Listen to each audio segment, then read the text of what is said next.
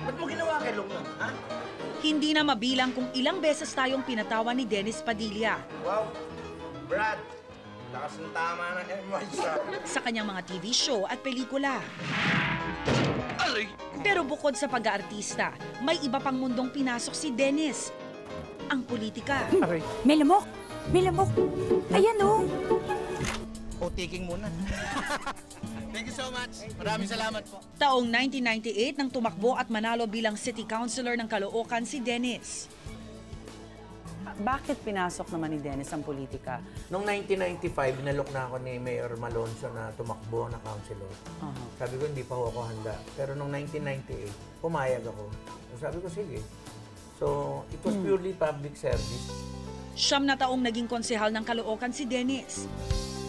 Pero matapos ang kanyang 3 termino, hindi na siya muling tumakbo. Never pumasok sa isip mo na baka kaya mo pa ng mas mataas na posisyon at balikan ng politika?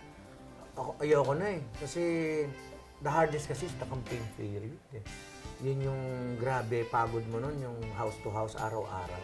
Sarado na puso mo sa politika. Are you closing it? I think. Isinarama ni Dennis ang puso niya sa mundo ng politika.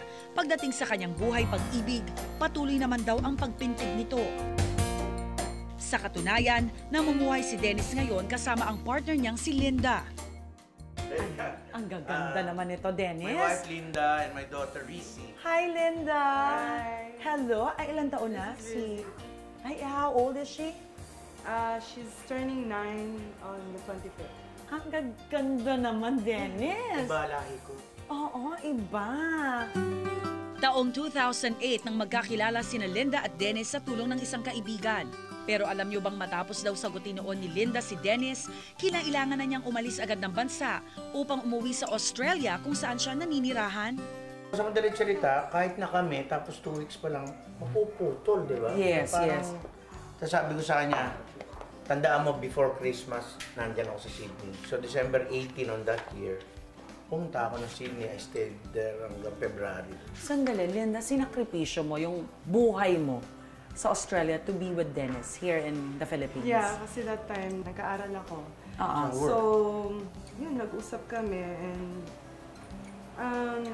alanganin siya yung mag-adjust. May career naman siya rito. So, Right. sabi ko, I can go home there and, go home here in the Philippines. Tapos siya mag-aaral na lang ako.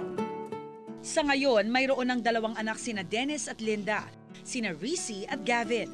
How would you describe Daddy? Funny. Do you want to be on TV also like Daddy? Gusto niya maging singer.